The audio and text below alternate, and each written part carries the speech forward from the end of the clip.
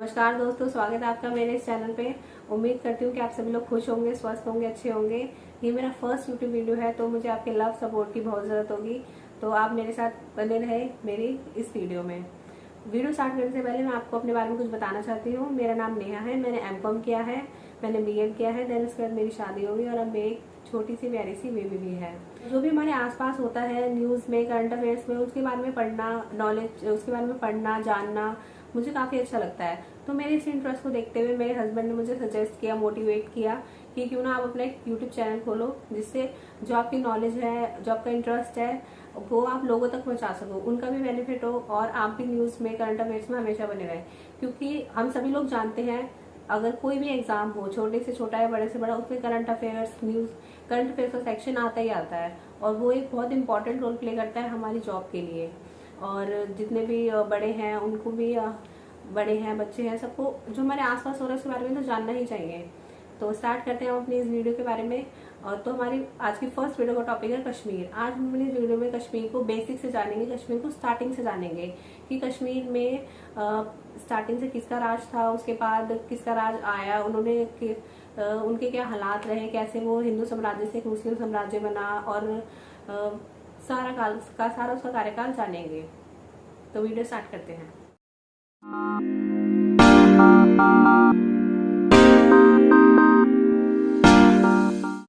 कश्मीर राज्य का जो नाम है वो एक ऋषि मुनि के नाम पर पड़ा, जिनका नाम कश्यप था। लगभग उस टाइम पे जितने भी वहाँ के मूल निवासी थे वो हिंदू ही हुआ करते थे। और अगर हम देखें अगर इतिहास से देखें तो कश्मीरी पंडितों का जो इतिहास है वो लगभग 6000 वर्ष पुराना है। उस समय वहाँ के सभी मूल निवासी हिंदू हुआ करते थे।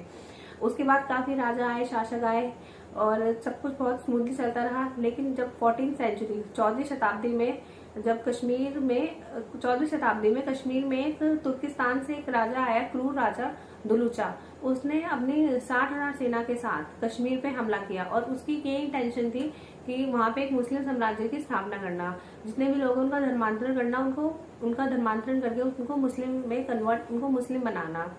इस इच्छा से उसने, अपने इस अंदेशे से उसने कश्मीर पे हमला किया और इस हमले में काफी कुछ नष्ट किया उसने। सारे गांव नष्ट किए, सारे नगर नष्ट किए और काफी उसने तबाही मचाई। पहले जो लद्दाख था वो जम्मू कश्मीर का हिस्सा नहीं था। कश्मीर के जो आखिरी राजा थे, राजा हरि सिंह, उन्होंने जंग लड़के लद्दाख को कश्मीर का हिस्सा बनाया और बाद में वह लद्दाख भारत का भी हिस्सा बना। फिर 1840 में राजा हरि सिंह ने कश्मीर को अंग्रेजों से भी जीत लिया। उसके बाद राजा हरि सिंह के पूर्वजों ने वहां पे राज किया। 1947 में 1947 में भारत आजाद होता है और भारत इस तरह आजाद होता है कि भारत के दो हिस्से होते हैं, एक पाकिस्तान और एक हिंदुस्तान। जिस भाग में मुस्लिम, हम सबको पता है कि जिस भाग में मुस्लिम ज्यादा थे, जहाँ की पॉपुलेशन मुस्लिम ज्यादा थी, वहाँ पे उस भाग को पाकिस्तान कहा गया और जहाँ पे हिंदू पॉपुलेशन ज्यादा थी वहाँ हिंदुस्तान कहा गया। हालांकि लाइन खींची गई और जो लोग जहाँ जाना चाहते थे उनको वहां जाने की आजादी थी, हिंदुस्तान या पाकिस्तान। 15 अगस्त 1947 भारत की आजादी के बाद ज्यादातर देसी रियासतें और रजवाड़ों ने अपना विलय भारत में कर लिया। लेकिन 3 ऐसे रियासतें थी, जूनागढ़ के नवाब, हैदराबाद के निजाम और कश्मीर के राजा हरि सिंह। वह फैसला नहीं ले पा रहे थे कि वह हिंदुस्तान में मिले या पाकिस्तान में। कश्मीर के राजा हरि सिंह जो थे वह फैसला नहीं ले पा रहे थे कि वह भारत का हिस्सा बने या पाकिस्तान का। लेकिन अगर देखा जाए तो वह उस समय वह चाहते थे कि जो कश्मीर है वह आजाद रहे, न वह भारत का हिस्सा बने न ही वह पाकिस्तान का हिस्सा बने। लेकिन जिन्ना ऐसा नहीं चाहते थे, उनकी नजर कश्मीर पे स्टार्टिंग से ही थी। इसके दो मुख्य कारण हो सकते हैं कि वहाँ की जो मेन पॉपुलेशन थी वह मुस्लिम होने के कारण, और जो कश्मीर का बॉर्डर था वह भी पाकिस्तान से लगा हुआ था। जिन्ना चाहते थे कि कश्मीर अलग हो, जिन्ना चाहते थे कि कश्मीर उनका हो जाए, पर आजादी के 9 हफ्ते बाद तक भी राजा हरि सिंह कोई फैसला नहीं ले पा रहे थे। फिर ठीक 9 हफ्ते बाद बॉर्डर में जो कबाली थे उनको कश्मीर भेजा गया ताकि कश्मीर पर कब्जा किया जा सके। और अभी अलग कहानी है कि कश्मीर की बॉर्डर पे कबाली कहाँ से आया अचानक से। मैं आपको इसके बारे में 2-3 लाइनों में बताना चाहती हूँ कि अफगानिस्तान पर रूस ने हमला कर दिया था और पाकिस्तान ने इस हमले में अफगानिस्तान का साथ दिया। अपने जमीन पर उनको ट्रेनिंग देना शुरू करा, हथियारों की ट्रेनिंग दी, वहाँ के लोगों को ट्रेन किया कि कैसे जंग में लड़ना है। फिर उसने ये सोचा, जिन्ना ने सोचा कि क्यों ना इन चीजों का इस्तेमाल करके कश्मीर भी जीता जाए।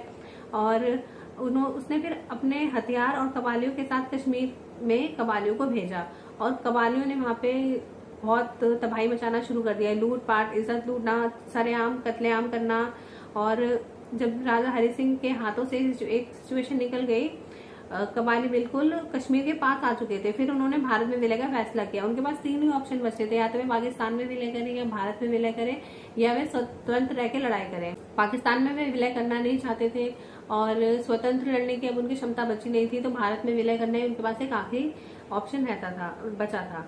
25 अक्टूबर 1947 को राजा हरि सिंह जम्मू पहुंचे और 26 अक्टूबर 1947 वीपी सिंह जो संधि लेके आए थे विलय की, उस पर उसने हस्ताक्षर किए।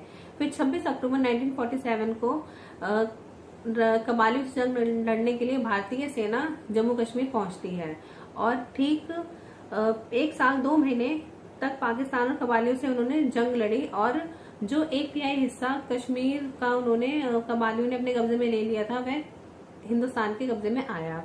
इन्हीं सब बीच में पाकिस्तान जो है वो यूएन पहुंचती है और वहां गुहार लगाती है कि भारतीय सेना हमसे लड़ रही है, कब्जा कर रही है और वह जबरदस्ती जो नियम है उनको तोड़ रही है। फिर जो यूएन है बीच बचाव करता है। 5 जनवरी 1949 को यूएन कहने पर सीज फायर का ऐलान होता है। इस सीज फायर में जो भारतीय सेना और पाकिस्तान सेना जिस जगह पर थी उसी जगह को एलओसी मान लिया जाता है और जिस जगह पर जिसका कब्जा था वो उसके हिस्से में आ जाती है। लकीली भारतीय सेना 1/3 हिस्से, कश्मीर के 1/3 हिस्से पर कब्जा कर लिया था, तो इसलिए भारत को जो कश्मीर का हिस्सा है वो 1/3 मिलता है और जो पाकिस्तान को है वो बचा हुआ 1/4। लेकिन जो राजा हरि सिंह थे, उन्होंने जो विलय किया था वो अपनी कुछ शर्तों के साथ किया था, जैसे कि कश्मीर को एक स्पेशल स्टेट का दर्जा दिया जाएगा, एटसेट्रा एटसेट्रा। ये एक अलग कहानी है, उसको हम फिर कभी विस्तार से पढ़ेंगे। फिर जो अब उसके बाद जो कार्यकाल आता है वो काफी इम्पोर्टेंट है। जो कश्मीर में 1990 का जो कहानी हुई उसके बारे में हम स्टार्ट करते हैं। अब देखते हैं 5 जनवरी 1948 को शेख मोहम्मद अब्दुल्ला, इनका नाम आप याद रखिए, शेख मोहम्मद अब्दुल्ला। ये एक ऐसे इंसान हैं जिन्होंने 1948 से 1990 तक राज किया। इन्होंने इनके परिवार वालों ने राज किया और जो 1990 में जो हुआ उसका मुख्य कारण या मुख्य आरोपी आप इन्हें कह सकते हैं। 5 मार्च 1948 शेख मोहम्मद अब्दुल्ला वहां के पीएम अपॉइंट हुए इंटरिम गवर्नमेंट के।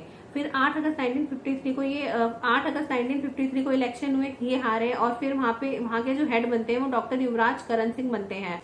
1975 को शेख मोहम्मद अब्दुल्ला सीएम बनते हैं। फिर 1977 इंडियन नेशनल कांग्रेस उनसे अपना समर्थन वापस ले लेती है और उनकी सरकार गिर जाती है। 17 मार्च 1977 को स्टेट प्रेसिडेंशियल रूल के अंडर आ जाती है। हम ध्यान रखेंगे कि कश्मीर स्टेट जो है वो 2 बार प्रेसिडेंशियल रूल के अंडर आती है, एक बार शेख मोहम्मद अब्दुल्ला खान के कार्यकाल में और सेकंड टाइम भी इनके बेटे के कार्यकाल में ही आती है, वो जो है उसके बारे में हम आगे बात करेंगे।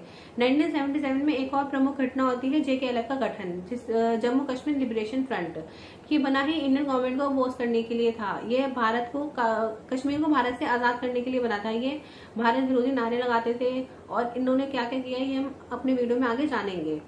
और इसका गठन किसने किया? अमानुल्लाह खान और मकबूल भट्ट ने 29 मई 1977 को। अब 9 जुलाई 1977 को फिर से शेख मोहम्मद अब्दुल्ला खान सीएम बनते हैं। 8 सितंबर 1982 को इनका निधन हो जाता है और same day doctor Farooq Abdullah Khan CM नियुक्त होते हैं। पार्टी में इतने बड़े बड़े नेता होने के बाद भी उन सबको दरकिनार करके इन्हीं के बेटे को सेम डे पे पीएम बनाया जाता है। अब एक बार हम इनके कार्यकाल पे नजर डालेंगे कि इन्होंने कब से कब तक राज किया। 1980s के दशक में मोस्टली इन्हीं का ही राज रहा। 8 सितंबर 1982 से 24 नवंबर 1983 तक ये इलेक्ट रहे। फिर 24 नवंबर 1983 को विधानसभा के इलेक्शन होते हैं। 2 जुलाई 1984 तक फिर ये रहते हैं। इसके बाद इनकी सरकार गिर जाती है। इनके बारे में हम डिटेल में पढ़ेंगे, लेकिन एक बार मैं आपको उनका कार्यकाल बता दूं। फिर 7 नवंबर 1986 से 23 मार्च 1987 तक, फिर 23 मार्च 1987 से 19 जनवरी 1990 तक इनका कार्यकाल रहता है। 19 जनवरी 1990 को इस्तीफा दे देते हैं। 1980 के दशक में JKLF और पाकिस्तान समर्थक कई इस्लामिक समूह मौजूद होने लगे और इन समूह ने यहाँ के मुसलमानों के बीच भारत के प्रति नफरत फैलाने का कार्य काफी तेजी से किया और इन सभी का असर कश्मीरी पंडितों पे काफी गहरा पड़ा। मैं आपको इनकी थिंकिंग फारूक अब्दुल्ला खान साहब की और जो इनके फादर साहब थे शेख अब्दुल्ला, इनकी थिंकिंग बताना चाहती हूँ कि कैसी थी उनकी थिंकिंग। वो एक विधेयक पास कराना चाहते थे, जिस विधेयक के तहत जितने भी पाकिस्तान ऑक्यूपाइड कश्मीर में जो मुसलमान चले गए हैं, जो लोग चले गए हैं, वे उनको वापस लाना चाहते थे भारत में, कश्मीर में। अब सोचिए अगर ये विधेयक पास हो जाता तो उसके अगर जेन्युइन लोग तो आते ही आते, लेकिन जो अलगाववादी थे, जो आतंकवादी थे, वो भी भारत में आके और भारत में आते और कितनी हिंसा फैलाते सोचिए। और लेकिन ये जो फारूक अब्दुल्ला खान साहब हैं, इन्होंने ये विधेयक पास कराने की राज्यसभा में 2 बार कोशिश करी और इन्होंने पारित भी करा लिया, लेकिन ये बाद में लागू नहीं हो पाया। अगर ये लागू हो जाता तो सोचिए कितनी हिंसा होती। अब हम आगे बढ़ते हैं। इनके हिंसा, इनके उसके बारे में हमें पता चल गया कि कैसे सोचते थे। 1983 में इलेक्शन होते हैं। फारूक अब्दुल्ला खान ने मीर वाइज मौलवी का साथ लिया, उनसे उनकी काफी घनिष्ठ दोस्ती हो गई और मीर वाइज मौलवी अपनी सभाओं में भारत को कश्मीर का हिस्सा नहीं मानते थे, वह वहां अलगाववादी नारे लगाते थे और काफी भड़काऊ भाषण देते थे।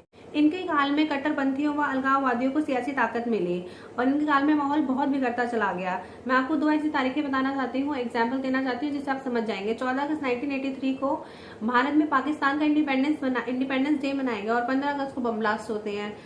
13 अगस्त 1983 को जब इंडिया वर्सेस वेस्ट इंडीज का मैच कश्मीर में चल रहा था, तो उस मैच के दौरान भारत विरोधी नारे लगाए गए। पाकिस्तान के जो उस समय के कैप्टन थे, उनके पोस्टर्स लहराए गए, उनके लिए नारे लगाए गए। सोचिए कि हिंदुस्तान में ऐसा होता है और वहाँ के जो सीएम साहब हैं इस कब को काबू करने में असमर्थ रहे। फिर 1984 में इनकी सरकार गिर जाती है क्योंकि काफी ऐसी घटनाएं काफी तूल पकड़ चुकी थी और काफी ज्यादा हो रही थी। और इनकी सरकार गिरने का एक और कारण था कि इनके घर में पॉलिटिक्स चलती थी। इनके घर में, इनका घर 2 हिस्सों में बट गया था। एक हिस्से में ये वह खुद, उनकी बीवी और उनकी माँ, और दूसरे हिस्से में उनकी बहन, उनके बहन के पति और उनके छोटे भाई। तो जो उनकी बहन के पति थे गुलाम मोहम्मद शाह, उन्होंने इनकी सरकार गिराने की पूरी कोशिश करी और अंत में उनकी सरकार गिरा ही थी और उनकी सरकार गिरा के वे खुद सीएम बन गए। और लेकिन उनके सीएम कार्यकाल में तो और भी ज्यादा मतलब घटनाएं बढ़ती चली गई। उन्होंने एक ऐसा फैसला लिया जब अलगाववादी पूरे अपने चरम सीमा पे आ गए। उन्होंने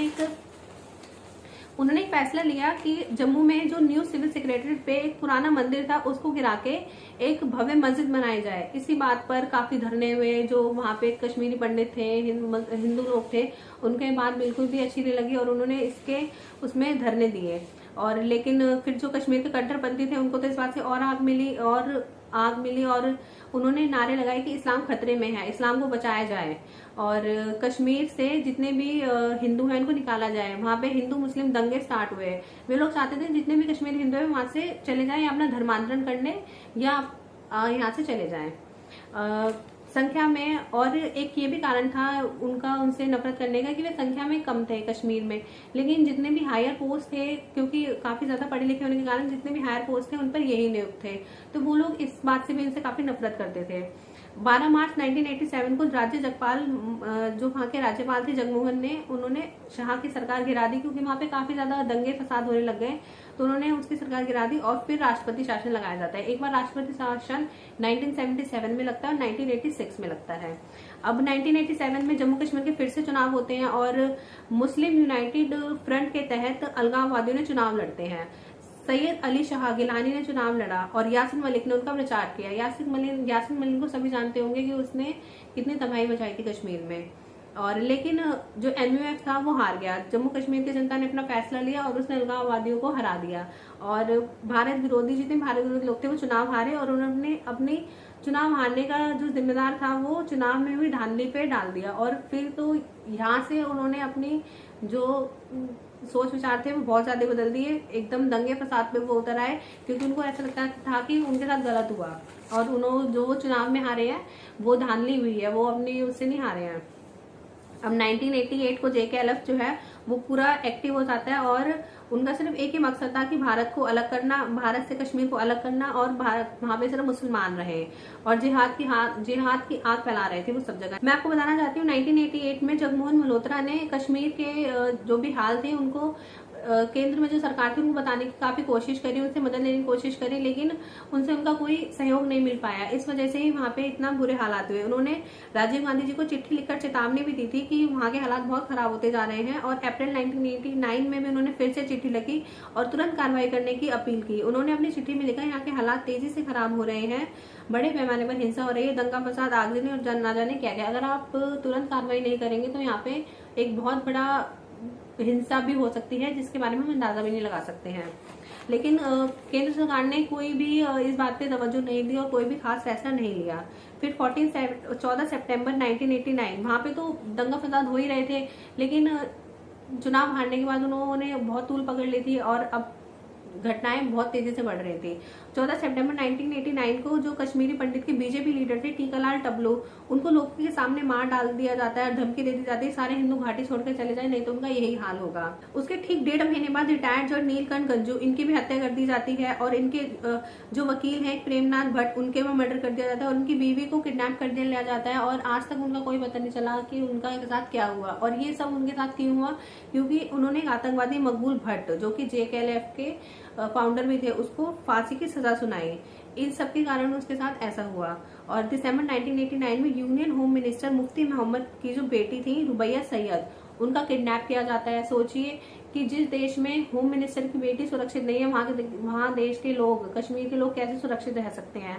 उनका किडनैप किया और उसको छोड़ने के बदले 5 आतंकवादी छोड़ने की उन्होंने अपील की, मतलब उन्होंने मांग रखी, अपील की मांग रखी कि हम इनको तभी छोड़ेंगे तो 5 आतंकवादी छोड़ेंगे, खूंखार आतंकवादी। और ऐसा हुआ। फिर दिसंबर 1989 में उनको छोड़ने के बदले 5 आतंकवादी भारत सरकार को छोड़ने ही पड़े। अब हम आते हैं कि 1990 में क्या हुआ। 1990 में 2 ऐसी तारीखें थी जो कि बहुत ही खतरनाक थी। 4 जनवरी 1990 न्यूज़पेपर में एक इश्तेहार छपता है कि जितने भी कश्मीरी पंडित हैं वे सब घाटी छोड़ के चले जाए नहीं तो बहुत बुरा होगा। और ये इश्तेहार कौन छपवाता है? हिजबुल मुजाहिदीन। बाकायदा इश्तेहार के नीचे छपा होता है कि ये इश्तेहार हिजबुल मुजाहिदीन ने छपवाया है और ये इश्तेहार लगातार 15 दिन तक छपता रहा और ताकि जो कश्मीरी पंडित है उनके मन में दहशत फैले कि वो लोग छोड़ के चले जाए। वे चाहते ये थे कि वो छोड़ के चले जाए और नहीं तो मरने के लिए तैयार हो जाए। उस इश्तेहार के शब्द थे जो मैं आपको बता दूं, ये थे कि या तो धर्म बदल लो नहीं तो मरने के लिए तैयार हो जाओ। इस विज्ञापन को काफी समय तक अखबारों में प्रकाशित किया गया। पिछले 11 महीनों में 351 बम धमाके, 1600 हिंसक घटनाएं हुई और 1 जनवरी 1990 से 19 जनवरी 1990 तक 319 हिंसक घटनाएं हुई, 21 सशस्त्र हमले हुए, 114 बम धमाके हुए, 112 आगजनी घटनाएं हुई और भीड़ द्वारा 72 हिंसक घटनाएं। इन सभी घटनाओं का डाटा मैं आपको इसलिए दे रही हूँ कि आप अंदाजा लगा सके कि कितनी हिंसक घटनाएं वहां पे हुई। और काफी सरकारी कर्मचारियों की हत्या कर दी गई, महिलाओं के साथ बलात्कार हुए। 19 तारीख को रात में पावर कट होने के बाद मस्जिदों से ऐलान होने लगे कि आप लोग यहाँ से जितने भी कश्मीरी हिंदू हैं सब चले जाएं यहाँ से, नहीं तो मरने के लिए तैयार हो जाएं। उनके घरों के बाहर पोस्टर लगा दिए गए थे कि आप ये घाटी छोड़ दीजिए। और लोगों ने काफी भीड़, मुस्लिमों की भीड़ सड़क पे उतरी और उन्होंने काफी हिंसा करी। यह एक वो रात थी कि जिस रात में सबसे ज्यादा कश्मीरी हिंदुओं ने, कश्मीरी पंडितों ने विलय किया, कश्मीर घाटी छोड़ दी। कश्मीर घाटी छोड़ के अलग अलग जगह बसे, जम्मू में, दिल्ली में, लखनऊ में, पंजाब में, जहां भी उनको सुरक्षित लगा। और इन सब के बीच में कश्मीर पंडितों की मदद करने में केंद्र सरकार भी नाकाम रही और राज्य सरकार भी नाकाम रही। किसी ने उनकी मदद नहीं की। वहां के लोगों ने काफी गुहार लगाई सरकार को, लेकिन किसी ने उनकी मदद नहीं करी। 19 जनवरी को ब्लैक डे के रूप में मनाया जाता है। जो कश्मीर पंडित है वो उन्हें ब्लैक डे के रूप में मनाते हैं। सरकारी आंकड़ों के हिसाब से इस हिंसा में 300 लोग मरे, लेकिन इस हिंसा में मरने वालों की संख्या हजारों में है। और 1990 में जो कश्मीरी पंडित 1,70,000 कश्मीरी पंडित रहते थे सरकारी आंकड़ों के हिसाब से, लेकिन यह आंकड़ा 4 लाख के पार है। लेकिन जो मौजूदा सरकार है वह इसके प्रति काम कर रही है और मुझे पूरी उम्मीद है कि वह इसके लिए जरूर कुछ ना कुछ करेंगे। अगर आप और कश्मीर के बारे में जानना चाहते हैं तो मैं आपको 2 ऐसी किताबों के बारे में बताना चाहती हूँ जिससे आप रेफरेंस लेके पढ़ सकते हैं और जो कि मैंने भी लिया था। माई फ्रोजन टर्बुलेंस इन कश्मीर, जो कि जगमोहन मल्होत्रा साहब ने लिखी है, और दूसरी culture and political history of Kashmir.